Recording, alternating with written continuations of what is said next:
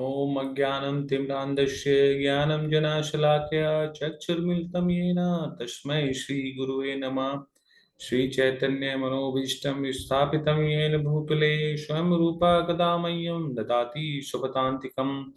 वन्देऽहं श्रीगुरो श्रीयुतापदकमलं श्रीगुरून् वैष्णवांसं च श्रीरूपं साग्रजातं सहिगणरघुनाथविन्तं तं सजीवं साद्वैतं सावधूतं पर्यन्सहितं कृष्णचैतन्यदेवं श्रीराधा कृष्णपादान् सहिगणललिता श्रीविशाखावितांश्च। हे कृष्ण करुणा सिंधो दीनबंधो जगतपते गोपेश गोपिका कांत राधा कांत नमस्तुते। तप्त कांचन गौरांगी राधे वृंदावनेश्वरी वृषभानुसुते देवी प्रणमामि हरिप्रिये। वाञ्छाकल्पतरुपस्य कृपा सिन्धुश्च पतितानां पावनेभ्यो वैष्णवेभ्यो नमो नमः। जय श्री कृष्ण चैतन्य प्रभु नित्यानंद श्री अद्वैत गदाधर श्रीवासादि गौर भक्त वृंदम। हरे कृष्णा कृष्णा कृष्णा हरे हरे, हरे राम राम राम हरे हरे। हरे कृष्णा। सो अंतरराष्ट्रीय कृष्ण महानवमी इस्कॉन अयोध्या में आप सभी लोगों का एक बार फिर से स्वागत और अभिनंदन है। एक बार फिर से हम लोग अपनी इस्कॉन अयोध्या द्वारा आयोजित गीता में उपाधि की यात्रा में हम लोग आगे बढ़ेंगे। जैसा कि हम लोगों ने कल के सत्र में चर्चा किया था कि हमारी असली पहचान क्या है। ठीक है, भगवान हमको बता रहे हैं, अर्जुन को बता रहे थे कि हमारी जो असली पहचान है वो शरीर नहीं आत्मा है। शरीर और आत्मा के भेद के बारे में समझा रहे थे, शरीर और आत्मा के अंतर के बारे में समझा रहे थे। तो आप लोगों ने कल इस सत्र को सुना था। तो जिन लोगों को आत्मा और शरीर के अंतर के बारे में पता है तो वो लोग चैट बॉक्स का प्रयोग करके चैट बॉक्स में लिख भी सकते हैं कि शरीर और आत्मा में क्या क्या अंतर होते हैं। ठीक है, तो भगवान इस चीज को बार बार अर्जुन को बता रहे थे कि आत्मा जो है अविनाशी है और आत्मा सनातन है, सदैव से है। ऐसा नहीं हुआ है कि ना मैं रहा हूं ना तुम ना रहे हो। ठीक है, ये शरीर जो है ये नष्ट है, नष्ट क्योंकि ये भौतिक पंच तत्वों से बना है। लेकिन आत्मा का जो प्रारूप है, आत्मा किससे बना हुआ है?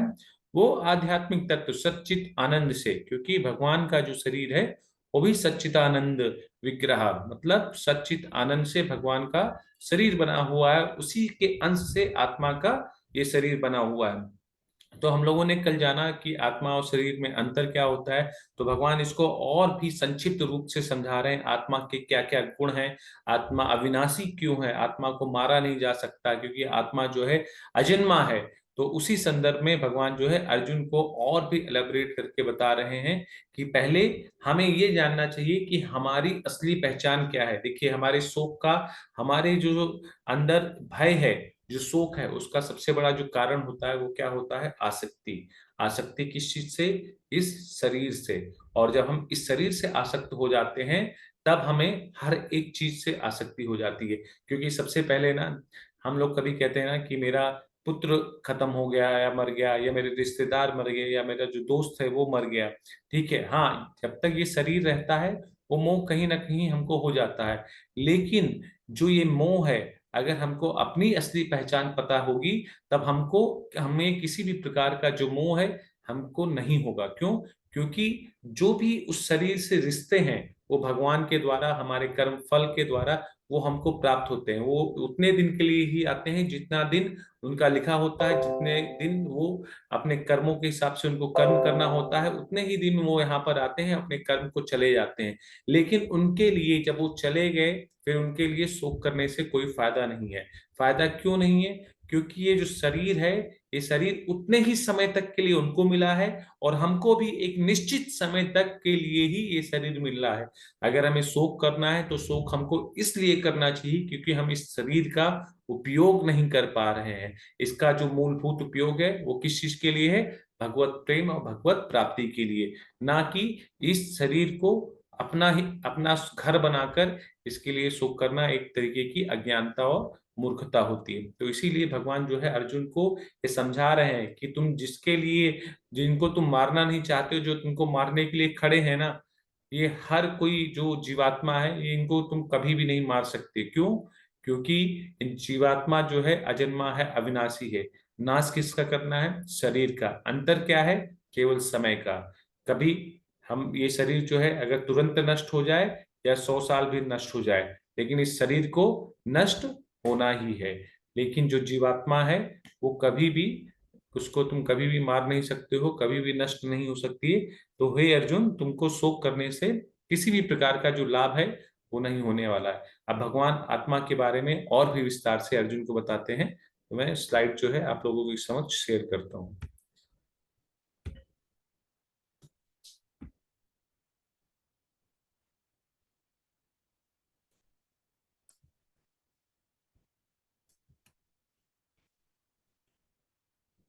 आप लोग चैट बॉक्स में लिख के बता सकते हैं कि स्लाइड आप लोगों को सही से दिख रहा है कि नहीं।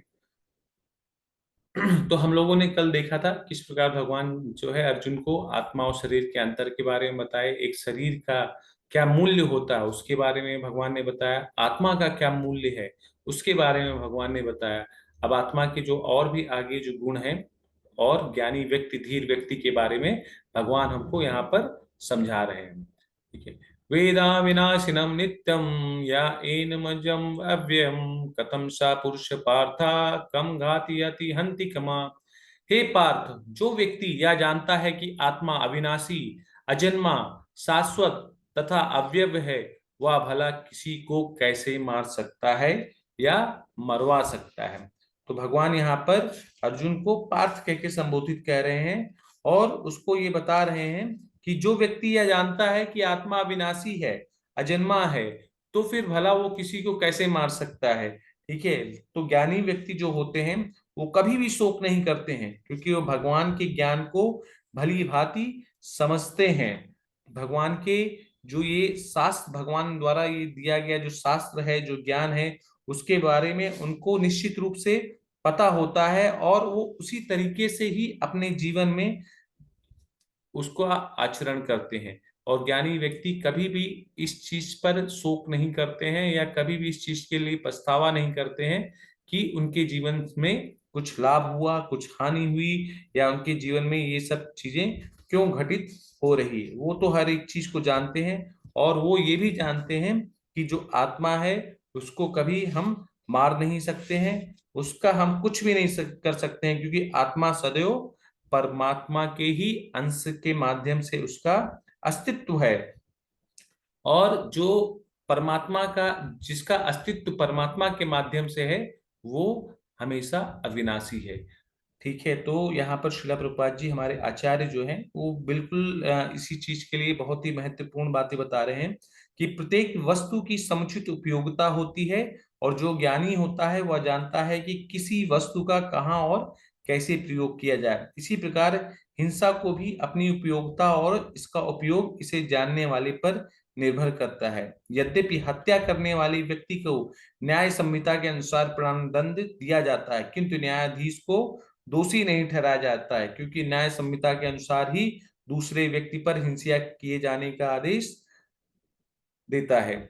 तो जो हमारे आचार्य हैं वो यही बता रहे हैं कि जैसा कि भगवान जब अर्जुन को बोलते हैं कि अर्जुन अभी तुम युद्ध भूमि में खड़े हो और तुमको युद्ध करना है ऐसे व्यक्तियों के सामने जो अधर्म का साथ दे रहे हैं।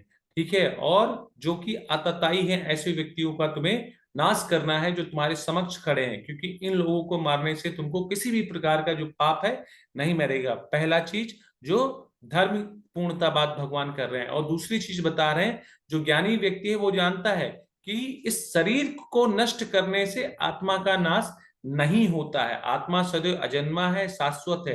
तो फिर भला शोक किस प्रकार का।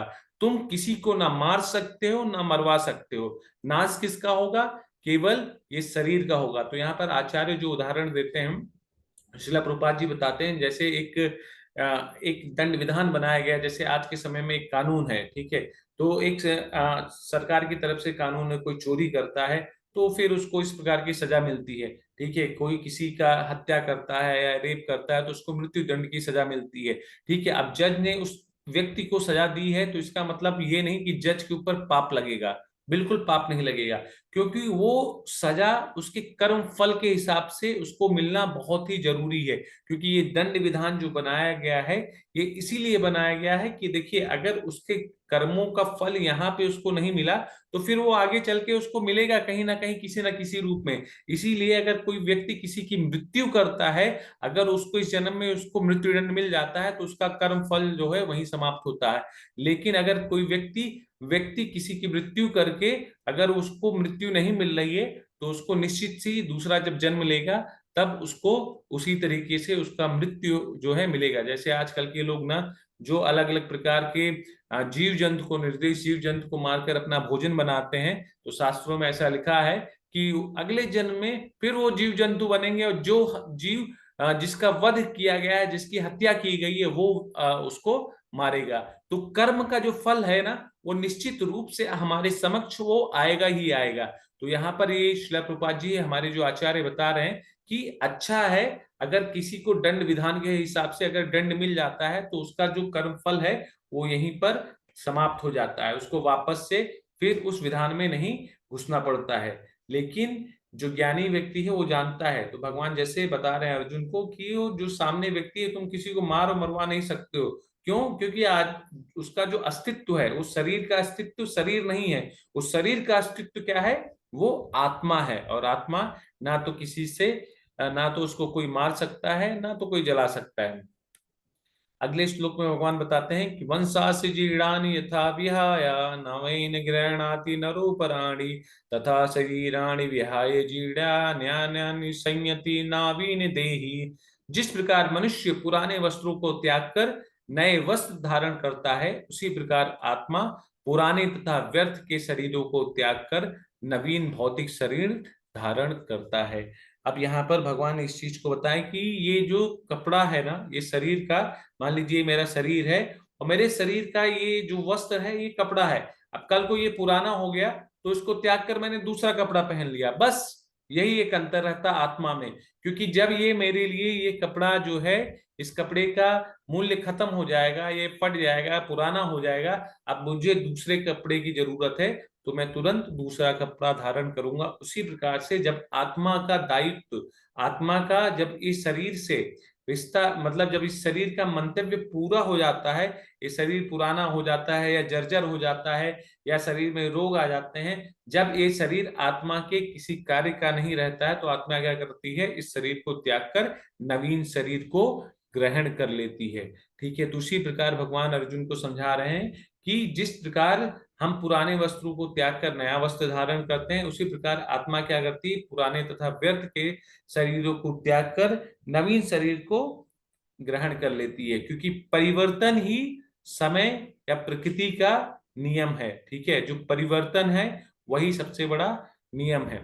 ठीक है, तो हमारे आचार्य बताते हैं कि शरीर का परिवर्तन, जैसे जिस प्रकार शरीर का परिवर्तन स्वीकृत तथ्य है, तो उसी प्रकार जो आत्मा का नवीनीकरण, आत्मा का मतलब आत्मा तो वही रहेगी, लेकिन आत्मा के माध्यम से आत्मा, जब ये शरीर उसके लिए कोई भी यूजफुल नहीं हो जाएगा, तो वो शरीर के नवीनीकरण के लिए इस शरीर को त्याग करके नवीन शरीर, मतलब दूसरे प्रकार की योनि, दूसरे प्रकार की जो शरीर है, वो ग्रहण कर लेती है।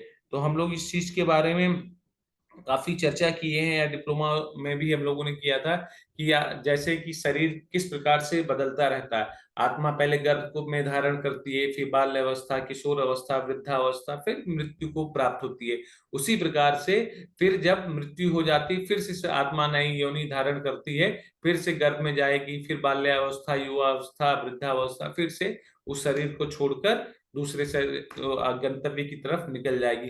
तो ये आत्मा की जो जर्नी है, ये जर्नी तब तक चलती रहती है जब तक आत्मा अपने गंतव्य को नहीं पहुंच जाता है। और आत्मा का गंतव्य क्या है? जीव स्वरूप हुए कृष्ण नित्य दास।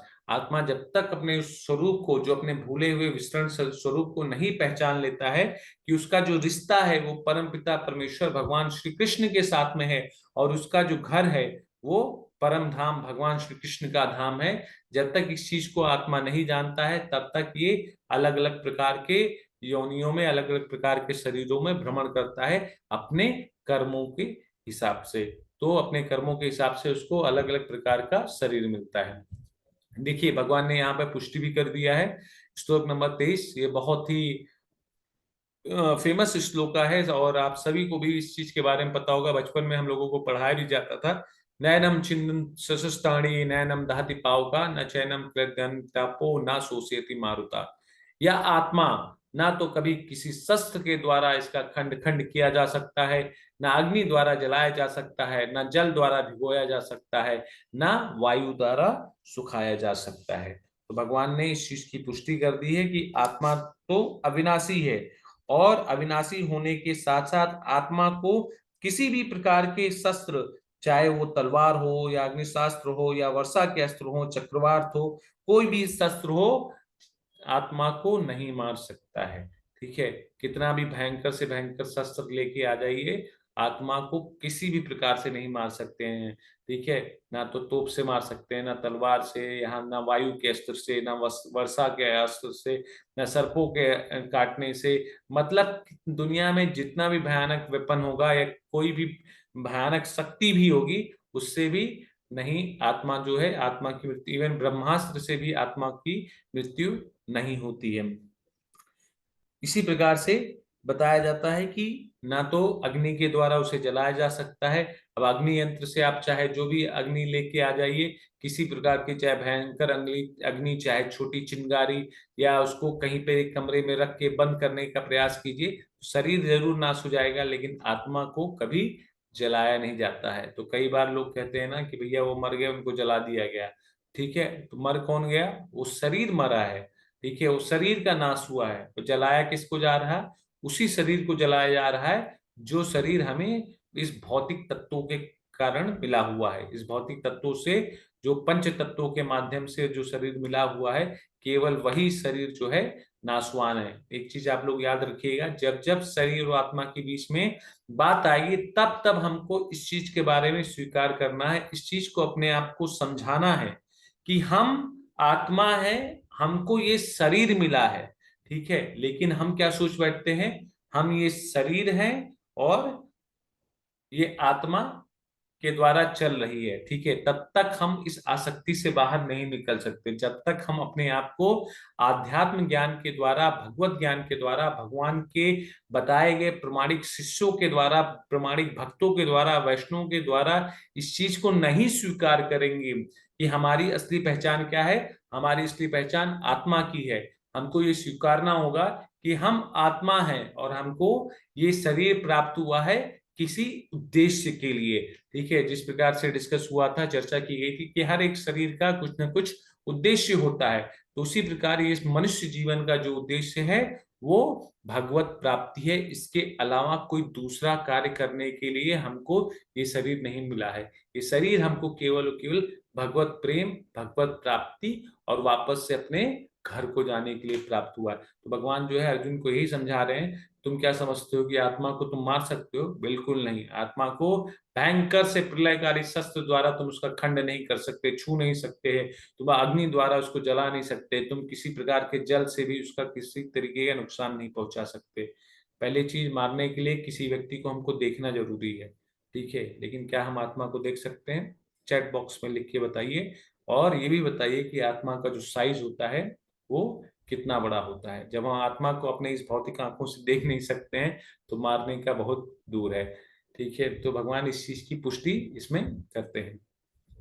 फिर अगले श्लोक में बताते हैं भगवान, यह आत्मा अखंडित तथा अघुलनशील है, इसे ना तो जलाया जा सकता है, ना ही सुखाया जा सकता है, और यह शाश्वत, सर्वव्यापी, अविकारी, स्थिर तथा सदैव एक सा रहने वाला है। तो भगवान ने यहाँ पर इस चीज की पुष्टि कर दी है कि अणु आत्मा के इतने सारे गुण भगवान ने यहाँ पर सिद्ध कर दिए हैं कि आत्मा जो है किसका अंश है? पूर्ण आत्मा का अंश है। पूर्ण आत्मा कौन है? परमात्मा। ठीक है, आत्मा जो है परमात्मा का अंश है, और उसके अंदर भी वही गुण है जो परमात्मा के अंदर विराजमान है। बस परमात्मा के अंदर पूर्ण गुण है और आत्मा के अंदर अंश मात्र का गुण है। अंतर बस इतना ही है। और यहाँ पर आचार्य भी हमारे बताते हैं कि आत्मा जो है उसी प्रकार रहती है जिस प्रकार से परमात्मा सदैव सनातन है, क्योंकि आत्मा में किसी भी प्रकार का परिवर्तन नहीं होता है, आत्मा अखंडित तथा अघुलनशील है। ठीक है, ऐसा नहीं कि आत्मा को हम लोग खंड खंड कर सकते हैं, बिल्कुल नहीं। आत्मा को जब हम देख नहीं सकते हैं तो उसे खंडित करने का तो सोचने का बात दूर है। लेकिन एक तरीके से मान लीजिए कोई अपनी तपो दिव्य शक्ति के द्वारा आत्मा को देख भी लेना, तब भी आत्मा को खंड करना, अलग अलग करना इम्पॉसिबल है, बिल्कुल ही नहीं हो सकता। ठीक है, आत्मा किसी चीज में घुलनशील नहीं है। ठीक है, चीनी और नमक तो पानी में घुल जाते हैं, लेकिन आत्मा जो है किसी भी चीज में घुलती नहीं है। और जैसा कि भगवान ने बताया कि आत्मा को ना ही जला सकते हैं, ना ही उसको सुखा सकते हैं वायु के द्वारा। तो इसमें आचार्यगण ये भी बताते हैं कि भौतिक कलमश से मुक्त होकर अणु आत्मा भगवान के तेज की किरणों की आध्यात्मिक स्फुलिंग बनकर रहना चाह सकता है, किंतु बुद्धिमान जीव तो भगवान की संगति करने के लिए वैकुंठ लोक में प्रवेश करते हैं। ठीक है, तो अब देखिए यहाँ पर दो चीज सामने आता है कि जब आत्मा अखंडित है, अघुलनशील है, ना तो इसको जलाया जा सकता है, ना सुखाया जा सकता है, और ये शाश्वत है, सर्वव्यापी है, अविकारी है, स्थिर है, सदैव एक ही कंडीशन में रहने वाली है। तो यहाँ पे प्रश्न उठता है कि जब ये भगवान के ही अंश के से भगवान से ही निकली है, मतलब पूर्ण अंश से ही निकली है, तो फिर ये भौतिक जगत में क्या कर रही है। ठीक है, तो एक सवाल आता है ना कि अगर पूर्ण अंश मतलब परमात्मा से निकली हुई ये आत्मा अगर ये यहाँ पर है, तो इसका यहाँ पे उद्देश्य क्या है। ठीक है, अगर देखिए यही चीज हम केवल अपने आप से समझ लेना एक्चुअली कि इस ये जो प्रसंग है ना, श्लोक नंबर 11 से 30 में, ये हमारी पहचान बता रहा है। हमारी पहचान जैसे मैंने आपको बताया था ना, आचार्य के माध्यम से जो सुना उसी चीज के माध्यम से आपको बताने का प्रयास किया था कि हमको तीन चीज जानने का प्रयास करना चाहिए। मैं कौन हूँ, सबसे पहली हमारी पहचान, मैं कहाँ से आया हूँ। ठीक है, दूसरा हमारी पहचान मिल गई तो हमें ये प्रयास करना चाहिए कि हम कहाँ से आए हैं, इसको जानने का प्रयास करना चाहिए। और तीसरा हमारा उद्देश्य क्या है यहाँ पर आने का। ठीक है, पहला पहचान, दूसरा अपना पता, और तीसरा उद्देश्य। ठीक है, ये तीनों चीज अगर हमको पता चल गया, तभी हम इस मनुष्य जीवन को मनुष्य बना सकते हैं। ठीक है, मनुष्य जीवन का जो उद्देश्य है उसको हम हासिल कर सकते हैं, वरना हम इस मनुष्य जीवन को केवल और केवल उसी प्रकार से वेस्ट करते जाएंगे जिस प्रकार से केवल एक मोमबत्ती जलती तो है, लेकिन सारे मोम बिना किसी कारण, अगर आप दिन में मोमबत्ती को जला देंगे ना तो सारे मोम पिघल जाएंगे बिना किसी कारण, क्योंकि दिन में तो सूर्य का प्रकाश ऑलरेडी है। तो मोमबत्ती का जो सही उपयोग कहाँ है, रात में है। अंधेरे में उस मोमबत्ती को जलाएंगे तो वो प्रकाश देगी। तो उसी प्रकार से मनुष्य जीवन का जो उद्देश्य है वो केवल भगवत प्राप्ति के लिए है, भगवत धाम वापस जाने के लिए। लेकिन इसी मनुष्य शरीर को हम अपना घर मान के बैठ गए और इसी से ही प्रेम कर बैठे, तो यही हमारी सबसे बड़ी अज्ञानता है। तो आचार्यगण हमको यही बताते हैं कि जब हमको ये ज्ञात हो जाए कि हमारा शरीर जो है, हमारा जो आत्मा है वो शाश्वत है, सर्वव्यापी है, और भगवान के ही धाम में उसका स्थान है, तब उसको यहाँ से जाने का प्रयास करना चाहिए। जो भी व्यक्ति ज्ञानी होते हैं, वैष्णव होते हैं, अपने गुरु की आज्ञा का पालन करते हैं, वो इस प्रकार के ज्ञान को, इस प्रकार के सत्य को समझते हैं, और वो किसी भी चीज के लिए शोक नहीं करते हैं। श्लोक नंबर 25 में हम देखते हैं कि यह आत्मा अव्यक्त, अकल्पनीय तथा अपरिवर्तनीय कहा जाता है। यह जानकर तुम्हारे शरीर के लिए शोक करना चाहिए।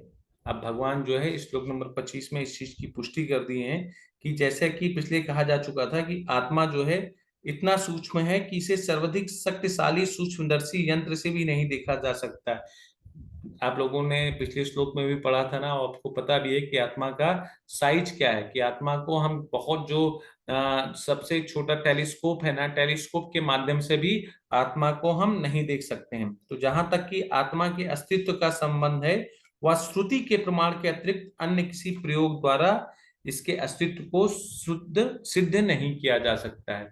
तो आचार्य गण हमको बताते हैं, श्रील प्रभुपाद जी बता रहे हैं कि देखिए आत्मा, हम लोग तो इस भौतिक आंखों से आत्मा को नहीं देख सकते, इवन हम मशीनरी लाके जो टेलीस्कोप है ना, टेलीस्कोप के माध्यम से भी इन छोटी छोटी, जो सबसे छोटी साइज है उसको तो देख सकते हैं, लेकिन उससे भी बहुत ज्यादा छोटा जो है आत्मा के इस लघु रूप को हम नहीं देख सकते हैं। आत्मा के प्रमाण को हमको मानना पड़ता है श्रुति प्रमाण से। श्रुति प्रमाण मतलब शास्त्रों के प्रमाण से, या हमारे आचार्यों के माध्यम से सुन के प्रमाण से। ठीक है, ये जो ज्ञान है, ये ज्ञान हमको जो दिया जा रहा है, भगवान ने हमको बताया भी है कि आत्मा का जो साइज है वो किस प्रकार है, क्या साइज है। और ये श्रुति प्रमाण उसी ज्ञान को हमारे आचार्यों के माध्यम से जब हमको प्राप्त होता है, और हम भगवत गीता में जब पढ़ते भी हैं आत्मा के बारे में, तब हमको पता चलता है कि आत्मा का जो साइज है वो कितना सूक्ष्म है, जो कि हमारे भौतिक भौतिक जो भौतिक प्रयोग के द्वारा बनाए गए जो यंत्र हैं उससे भी हम नहीं देख सकते हैं। हमें इसे सत्य को स्वीकार करना पड़ता है, क्योंकि अनुभव गम सत्य होते हुए भी आत्मा के अस्तित्व को समझने के लिए कोई अन्य साधन नहीं है। ठीक है, अब इस सत्य को हमें स्वीकार करना पड़ता है। कई लोग यहाँ पर अपना तर्क भी देते हैं ना कि अरे आत्मा आत्मा आत्मा कुछ होता होता नहीं है। ठीक है, ये शरीर एक केमिकल प्रोसेस से वो चलता है, फिर इसके बाद ये शरीर जो है कुछ समय के बाद जो है ये नाश हो जाता है। ठीक है, कुछ लोग इस चीज में बिलीव नहीं करते हैं। ठीक है, जो तर्क देंगे तो वो तर्क देने दीजिए, लेकिन उन लोगों को पूछिए क्या वो सूरज की जो रोशनी होती है, वो किरणें, ठीक है, उस किरणों को वो लोग देख सकते हैं अपनी भौतिक आंखों से? मान लीजिए किसी यंत्र से देख सकते हैं, लेकिन क्या हवा हवा को वो लोग देख सकते हैं? ठीक है, क्या पानी की जो तरलता है जब वो फैलती है उसको वो लोग अपने उसका माप ले सकते हैं?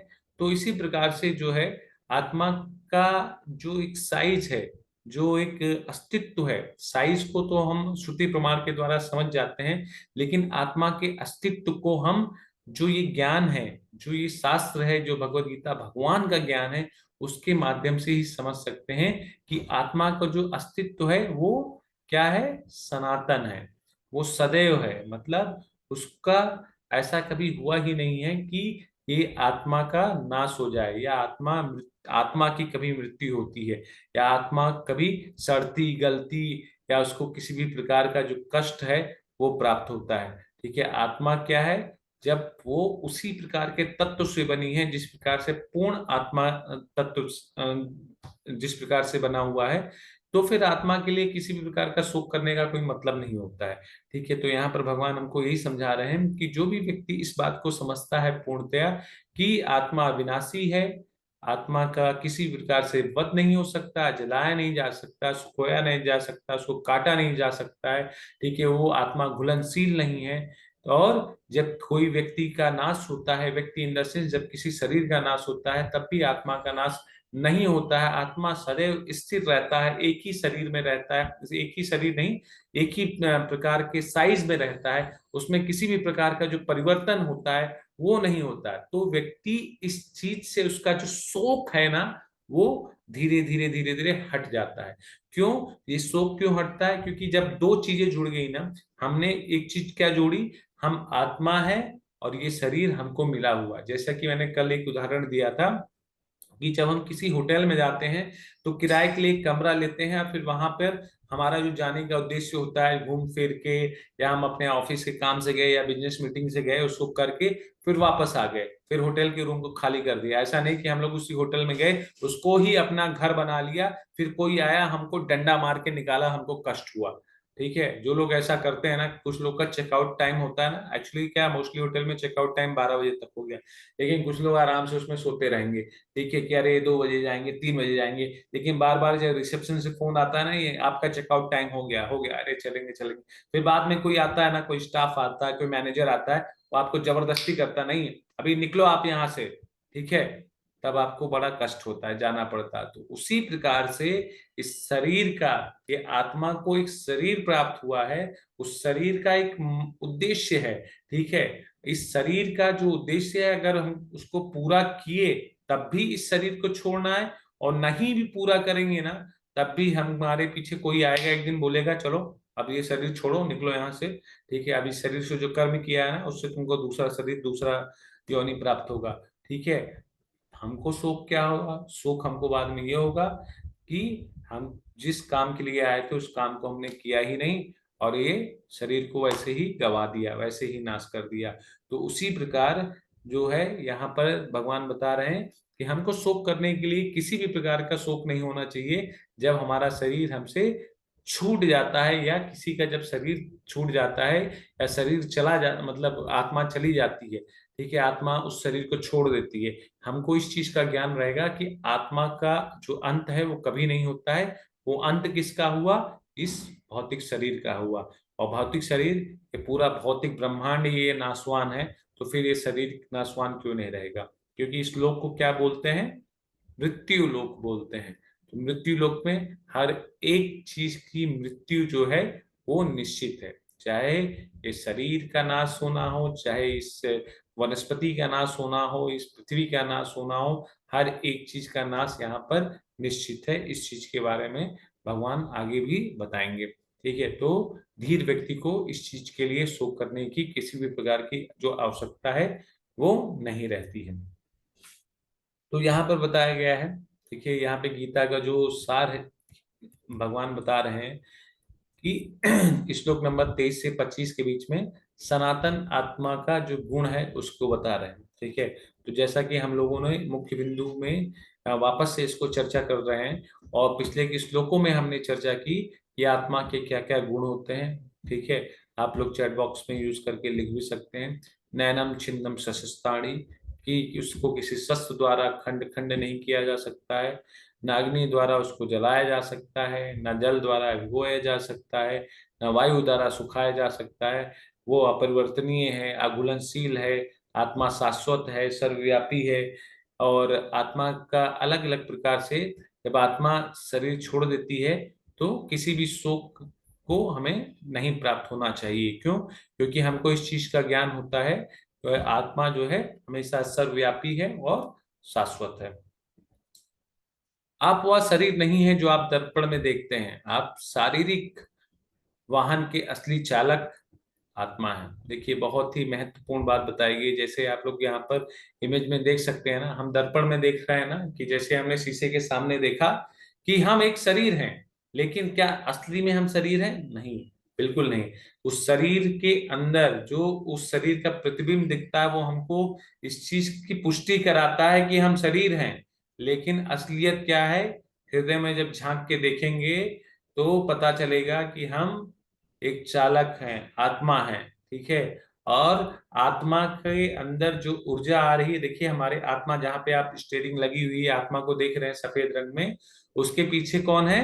परमात्मा, भगवान।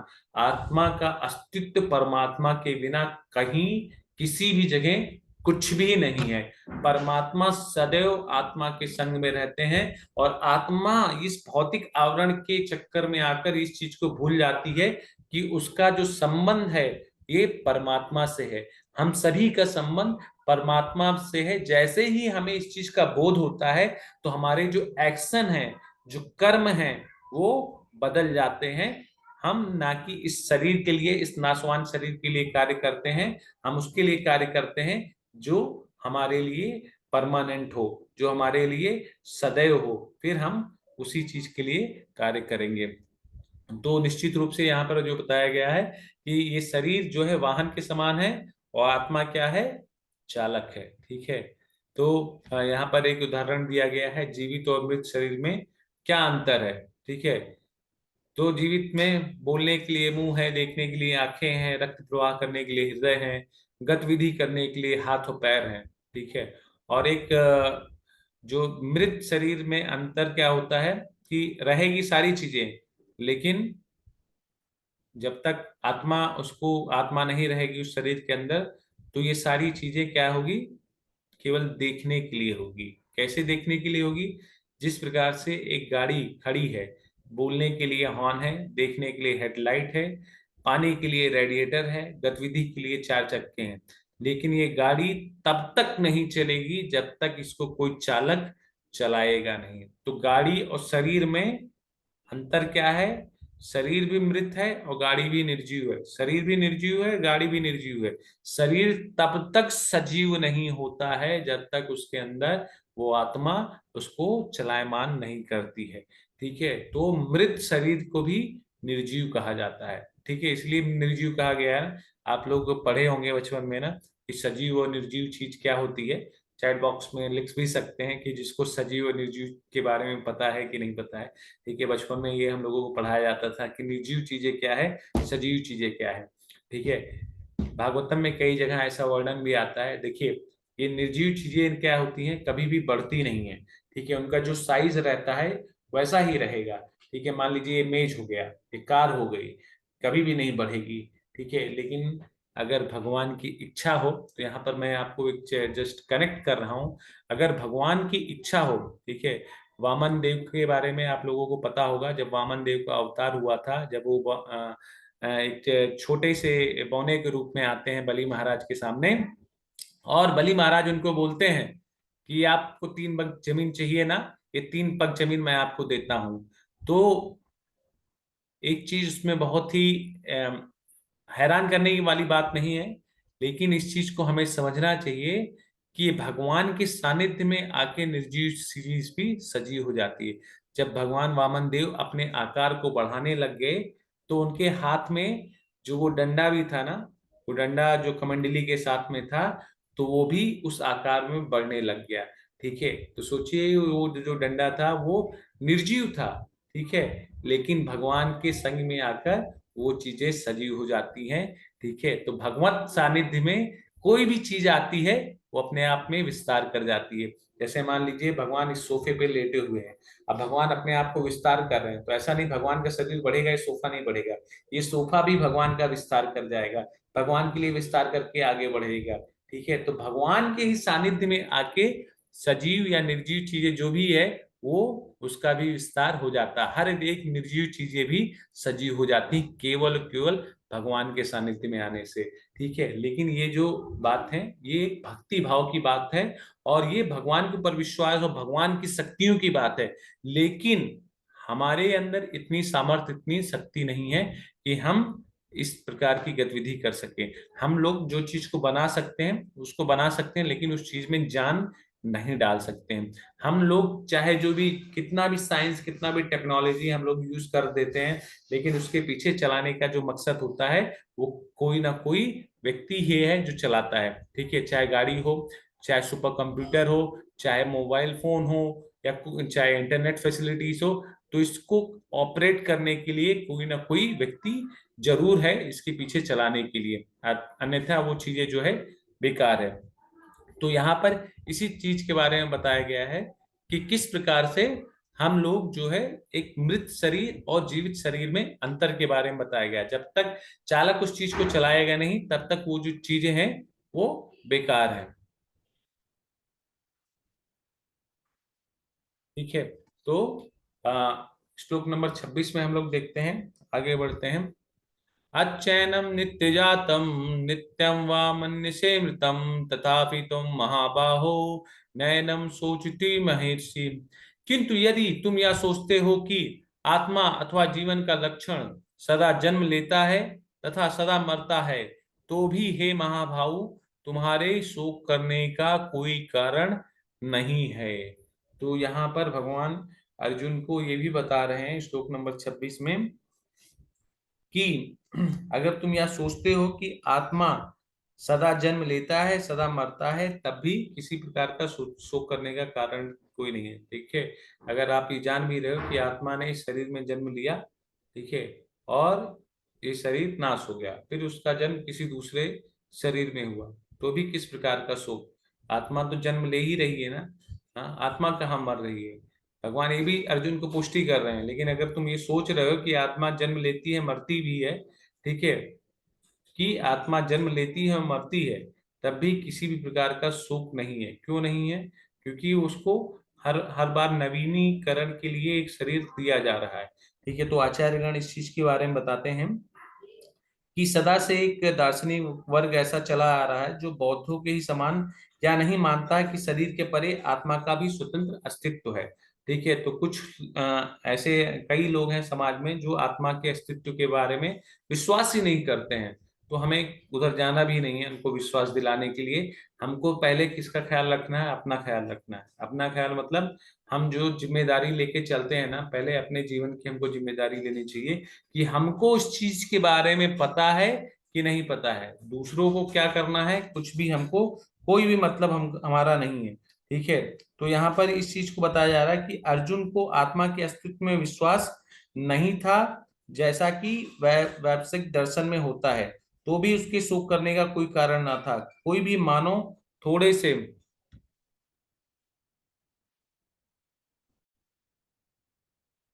तो जैसा कि कहा गया था कि वैभाषिक दर्शन के अनुसार, मतलब ये कुछ लोग बताते हैं कि अर्जुन को उस आत्मा के अस्तित्व का उस पर भरोसा ही नहीं था। ठीक है। तो ये इन तरीके की बातों को जिसने बताया भी था, तो इसमें भी इस प्रकार के शोध को भी गलत ठहराया गया है। क्योंकि अर्जुन जो है वो एक ज्ञानी व्यक्ति था, उसको हर एक चीज के बारे में, भगवान के अस्तित्व के बारे में, आत्मा के अस्तित्व के बारे में भली भांति ज्ञान था। लेकिन यहाँ पर केवल और केवल अर्जुन जो है देहात्म बोध के होने के कारण, इस शरीर से एक रिश्ते को जोड़ने के कारण वो एक दुविधा में पड़ जाता है। ठीक है। और उस दुविधा के कारण उसको ये शोक उत्पन्न हो जाता है। क्योंकि जब देहात्म बुद्धि से जो भी व्यक्ति सोचेगा, तो उसको कहीं ना कहीं दुखों का सामना करना पड़ जाता है। श्लोक नंबर 27 में भगवान बताते हैं, जातस्य ही ध्रुवो मृत्यु ध्रुवम जन्म मृतस्या तस्मादपि परहार्थे ना त्वं शोचति महर्षि। जिसने जन्म लिया है उसकी मृत्यु निश्चित है, और मृत्यु के पश्चात पुनर्जन्म भी निश्चित है। अतः अपने अपरिहार्य कर्तव्य पालन में तुम्हें शोक नहीं करना चाहिए। तो भगवान यहाँ पर इस चीज की पुष्टि कर रहे हैं कि हे अर्जुन, जिसका जन्म हुआ है उसकी मृत्यु तो निश्चित ही है। क्योंकि जन्म के साथ ये डिसाइड हो जाता है कि उसकी मृत्यु, उसकी मौत कब होगी। और मौत के बाद ये भी डिसाइड हो जाता है कि उसका जन्म, पुनर्जन्म भी निश्चित हो जाता है उसके कर्म के हिसाब से, कर्म फलों के हिसाब से। तब भी तुम्हें किसी भी प्रकार की शोक करने की जरूरत नहीं है। ठीक है। अगर ये शरीर नाश हुआ, क्योंकि अगर लिखा हुआ है कि तुम्हारे तुम्हारे बाणों से इसकी मृत्यु होनी है, तुम्हारे द्वारा इसका वध होना, तो निश्चित रूप से इसका वध हो जाएगा। और वध होने के बाद इसके कर्मों के द्वारा इसको फिर से एक शरीर प्राप्त होगा। ठीक है। तब भी इसमें किसी प्रकार का शोक नहीं है। शरीर नाश हुआ, दूसरा शरीर प्राप्त हुआ, तो तुम्हें शोक करने का क्या कारण है? हाँ, तुम अपने कर्तव्य को निभाओ, और कर्तव्य को करते हुए किसी भी प्रकार के जो शोक है उसको कभी भी तुम प्राप्त ना हो। क्योंकि ये तो प्रकृति का नियम है, परिवर्तन प्रकृति का नियम है। ठीक है। ये सदैव से चलता चला आ रहा है, और ये आगे भी चलता रहेगा। क्योंकि जिसने इस भौतिक जगत में, इस मृत्यु लोक में जिसने जन्म लिया है, और जन्म के साथ साथ उसकी जो मौत है उसी दिन से ही उसका काउंटडाउन स्टार्ट हो जाता है। ठीक है। हालांकि बस हमें यही देखना होता है कि कौन सी योनि में जो भी ये जीवात्मा जन्म लेती है, उस योनि का पर्पस क्या है। ठीक है। कुछ जीवात्मा वनस्पति के रूप में जन्म लेती है, कुछ जीवात्मा पेड़ पौधे के रूप में लेती है, कुछ जीवात्मा जानवरों के रूप में लेती है, कुछ जीवात्मा जो है समुद्र के अंदर अलग प्रकार के जलचर प्राणियों के रूप में लेती हैं, कुछ नभचर प्राणियों के रूप में लेती हैं। ठीक है। और उसमें से जो सुदुर्लभ होते हैं वो मनुष्य योनि में जन्म लेती है। और मनुष्य योनि में उससे भी बड़े जो सुदुर्लभ व्यक्ति हैं, वो उनको वैष्णव संग होता है, और उनको इस चीज का ज्ञात हो पाता है कि मनुष्य जीवन भी उनको किस लिए मिला है। और उसमें भी कई श्रेणियां हैं, कोई किधर चला जाता है, कोई किधर चला जाता है, अलग अलग तरीके से लोग भटकते रहते हैं। जैसा कि भगवान ने बताया कि मेरे बारे में ये जो ज्ञान है ना, ये भगवत गीता का ज्ञान बहुत ही गुहम ज्ञान है, बहुत ही रहस्यमयी ज्ञान है। और इस ज्ञान को मेरी कृपा से ही मेरे भक्त लोग, और मेरे भक्तों के माध्यम से मेरे भक्त लोग समझ सकते हैं। ठीक है। तो भगवान ने इस चीज के बारे में इसकी पुष्टि भी की है। आने वाले चैप्टर में हम लोग वापस से इस चीज पर जाएंगे, भगवान इसको बताएंगे कितना गुहम ज्ञान है, कितना रहस्यमय ज्ञान है, जिसके बारे में भगवान यहाँ पर चर्चा कर रहे हैं। ठीक है। तो भगवान यहाँ पर बता रहे हैं कि अपने कर्तव्य को पालन करते हुए तुमको किसी भी प्रकार का शोक करने की जरूरत नहीं है। क्योंकि जिस दिन ये जीवात्मा ने इस शरीर में जन्म लिया था, उसी दिन उसकी मृत्यु जो है वो निश्चित हो गई थी, और पल पल वो शरीर जो है मृत्यु की तरफ, नाश की तरफ आगे बढ़ रहा था। तो जो परिवर्तन है ना, जैसा कि हम लोगों ने डिस्कस किया ना, कि देहांतरण एक स्वाभाविक क्रिया है, परिवर्तन के कारण ही देहांतरण होता है। ठीक है, देहांतरण मतलब एक आत्मा गर्भ में धारण होती है, फिर उसका बाल्यकाल होता है, फिर युवा अवस्था होती है, वृद्धावस्था होती है, फिर शरीर छोड़कर दूसरे शरीर को ग्रहण करता है। ठीक है, फिर शरीर का क्षय होता है, आत्मा अविनाशी नहीं होता। शरीर तथा आत्मा के अंतर में हम सभी ने इसके बारे में जाना। तीसरा हमने जाना कि जिस प्रकार हम नए वस्त्र पे पहनने पे दुखी नहीं होते हैं, वैसे ही किसी नए शरीर के धारण करने पर हमें दुखी नहीं होना चाहिए। अब आप लोग इसको चैट बॉक्स में लिख के बता सकते हैं कि जब आप नया कपड़ा पहनते हैं आप दुख होते हैं, दुखी होते हैं कि सुखी होते हैं। ठीक है, तो उसी प्रकार से जब आत्मा को नया शरीर मिलता है तो का आत्मा को नया जब शरीर मिलता है तो हमें दुखी नहीं होना चाहिए, हमें हमें जो है उस आत्मा के लिए प्रार्थना करना चाहिए, एटलीस्ट जो शरीर उसको मिला है उसके कारण वो उस कर्तव्य को निभा पाए। और चौथा, जन्म मृत्यु स्वाभाविक प्रक्रिया है और जिसका जन्म हुआ उसकी मृत्यु उसी समय निश्चित हो जाती है। और लास्ट के 3 श्लोकों में भगवान बताते हैं कि अव्यक्तनीनि भूतानि व्यक्ति मध्यानि भारत अव्यक्ति निधान्यो तत्र का परिदेवना। सारे जीव प्रारंभ में अविव्यक्त रहते हैं, मध्य अवस्था में व्यक्त होते हैं और विनष्ट होने पर पुनः अविव्यक्त हो जाते हैं, अतः शोक करने की क्या आवश्यकता है। भगवान ने इस चीज के बारे में अर्जुन को फिर से बताया है कि आचार्यगण इसमें बताते हैं कि एक जो आत्मा के अस्तित्व को मानते हैं और दूसरे दो प्रकार के व्यक्ति होते हैं, दार्शनिक होते हैं, जो आत्मा के अस्तित्व को मानते हैं, दूसरे वो होते हैं जो आत्मा के अस्तित्व को नहीं मानते हैं। कहा जा सकता है कि किसी भी दशा में शोक करने का कोई कारण ही नहीं है। ठीक है, जो मानता है जो नहीं भी मानता है, इतना तो कंफर्म है कि जो मरेगा उसका जीवन है और जो जीवन लेता है उसकी मृत्यु निश्चित है। ठीक है, तब भी किसी भी प्रकार की शोक करने की आवश्यकता यहाँ पर नहीं होती है। लेकिन ये भगवत गीता जो है ये वैदिक निष्कर्ष है। ठीक है, भगवत गीता भगवान जो है ये वैदिक निष्कर्ष के माध्यम से, भगवत गीता के ज्ञान के माध्यम से हमको समझा रहे हैं कि भौतिक शरीर जो है वो काल क्रम के कारण ये नाशवान है।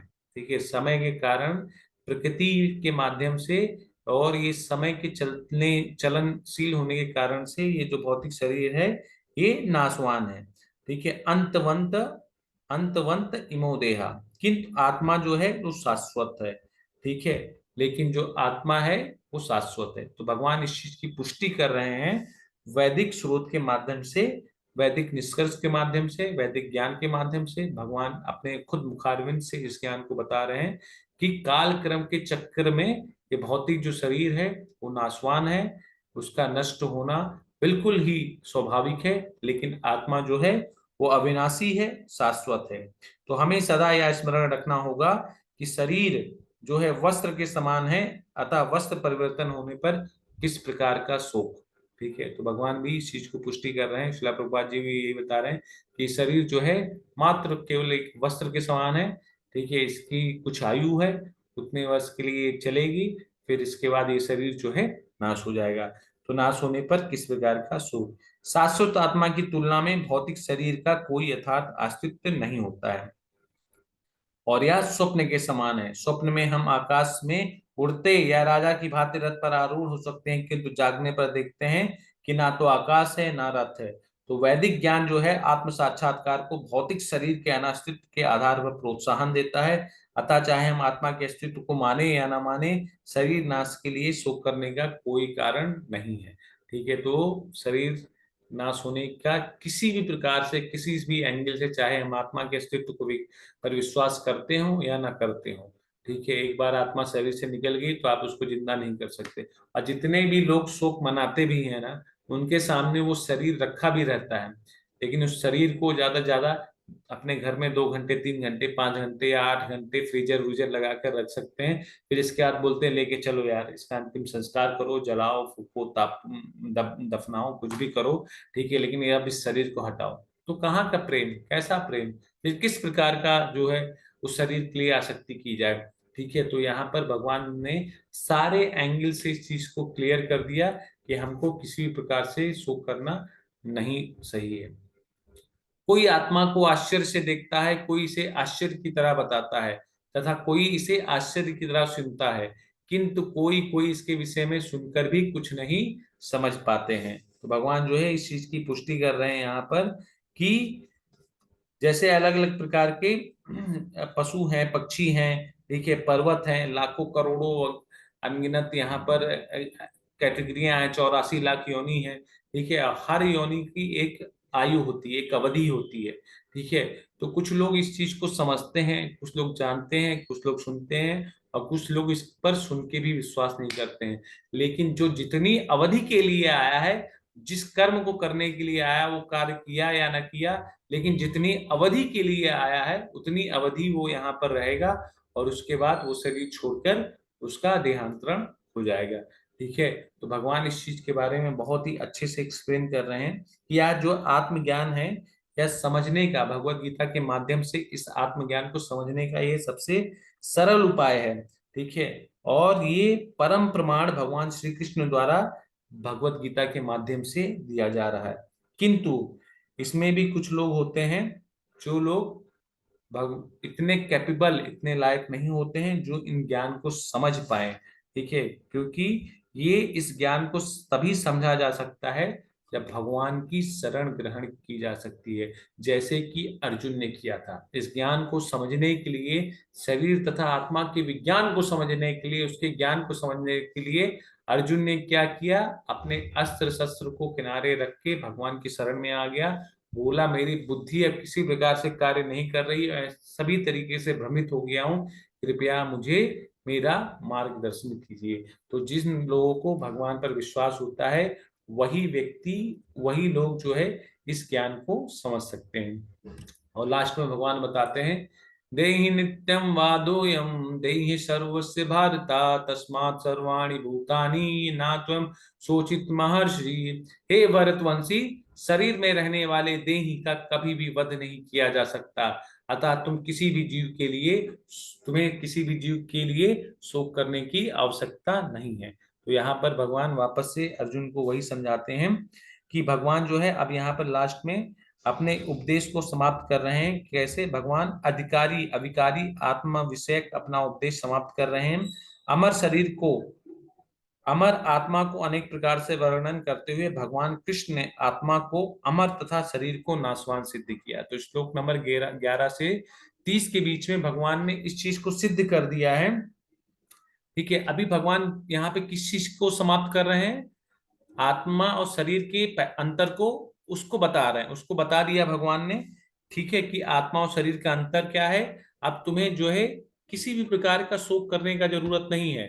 ठीक है, अर्जुन को कंप्लीटली इन 20 श्लोकों में समझा दिया कि आत्मा जो है अविनाशी है, शरीर जो है नाशवान है। आत्मा जो है वो अपरिवर्तनशील है, शरीर शरीर क्या है, परिवर्तनशील है। वो बाल अवस्था से कौमार अवस्था, कौमार से वृद्धा, वृद्धा से फिर मृत्यु को प्राप्त होती है। आत्मा का जो साइज है वो हमेशा स्थिर रहता है। शरीर का साइज बढ़ता, घट, एक छोटे से बढ़ता है, बढ़ते से फिर और ऊपर जाता है, फिर स्थिर होता है, फिर घटना शुरू होता है, और फिर नाश हो जाता है। तो इसी प्रकार से भगवान ने इस चीज की पुष्टि कर दी है, शरीर को नाशवान सिद्ध किया है और आत्मा को अविकारी आत्मा के रूप में बताया है। अतः अर्जुन को उन्होंने बताया, क्षत्रिय होने के नाते तुम इस भय को त्याग दो और खड़े हो जाओ पितामह और द्रोणाचार्य के सामने, चलो अब युद्ध करो।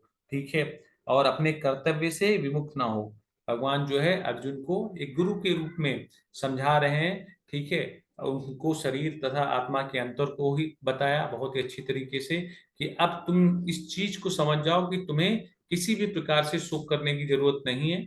शरीर के बारे में बताया, आत्मा के बारे में बताया, और अब अर्जुन को बोल रहे हैं कि क्षत्रिय का जो कर्तव्य है, उस कर्तव्य के नाते तुम्हारा ये कार्य है, तुम युद्ध के लिए खड़े हो और युद्ध करो। ठीक है, तो आज का जो सत्र है, हम लोग आज इस सत्र को यहीं पर ही समाप्त करेंगे। और आप लोग से वापस से प्रार्थना है कि मॉर्निंग का जो जप सत्र चल रहा है उसमें आप सभी लोग ज्यादा से ज्यादा संख्या में जुड़िए। और मॉर्निंग के जप सत्र में आप लोगों को श्रीमद् भागवतम भी श्रवण करने का ये बहुत बेहतरीन मौका मिल रहा है। ठीक है, नित्यम भागवत सेवया, नित्य प्रतिदिन आप भगवान की सेवा कर रहे हैं श्रीमद् भागवतम के माध्यम से। तो हम सब इतने भाग्यशाली हैं। सोचिए, भागवतम सुनने के लिए कितने कितने कितने वर्षों तक लोगों को इंतजार करना पड़ा। शौनक आदि ऋषि ने भागवतम को सुनने के लिए इतनी महान, जो इतनी बड़ी तपस्या थी, उस सब को छोड़कर सूत गोस्वामी से श्रीमद् भागवतम सुनने चले गए। परीक्षित महाराज जो उनके जीवन का, वो चाहते श्राप को टाल भी सकते थे, लेकिन अपने जीवन का सबसे मेन, सबसे विशेष कार्य करने के लिए सारे राजपाट को त्याग कर श्रीमद् भागवतम की शरण ग्रहण कर ली। तो हम लोगों के पास तो सुबह सुबह डेली भगवान की ये जो कृपा है श्रीमद् भागवतम के रूप में 6 से 7 के बीच में हमको मिलती है।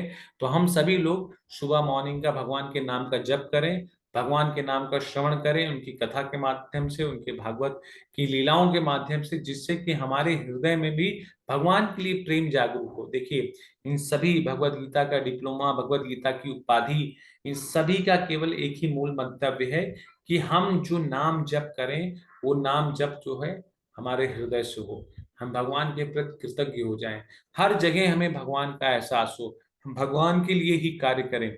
जब तक ये एहसास, इस तरीके की फीलिंग्स हमारे अंदर डेवलप नहीं होती है, तब तक हमको इस अभ्यास को करना है हमेशा। अब निरंतर सदैव ये अभ्यास हमारी तरफ से जारी होना चाहिए, और इस्कॉन अयोध्या जो है इसी अभ्यास को करने और करवाने में पूर्ण रूप से तत्पर है। और इसके लिए हम लोग निशुल्क, हम जितने भी इस्कॉन अयोध्या की तरफ से जितने भी भक्त लोग हैं, वो सब प्रयास कर रहे हैं कि ज्यादा से ज्यादा भगवान के इस ज्ञान को, भगवान के इस कथाओं को, भगवान के इस लीलाओं को हर किसी व्यक्ति तक पहुंचाया जाए, जिससे कि सभी व्यक्ति, जो ये मनुष्य जीवन मिला है ना, इसका जो है मूल मंतव्य समझ सके, और इस मनुष्य जीवन को उपयोग करके भगवत प्रेम को प्राप्त कर सके। ठीक है, तो आज का जो सेशन है वो मैं यहीं पे समाप्त करता हूँ। फिर हम लोग कल के अगले सत्र के सेशन में देखेंगे भगवान जो है अर्जुन के कर्तव्य को किस प्रकार और अच्छी तरीके से समझा रहे हैं। इस श्लोक नंबर 31 से 40 के बीच में हम उसको जानेंगे। तो आज का जो सत्र है वो यहीं पर समाप्त करते हैं। भगवत गीता यथारूप की जय। जगत गुरु श्रील प्रभुपाद की जय। हरे कृष्णा। आप सभी को दंडवत प्रणाम।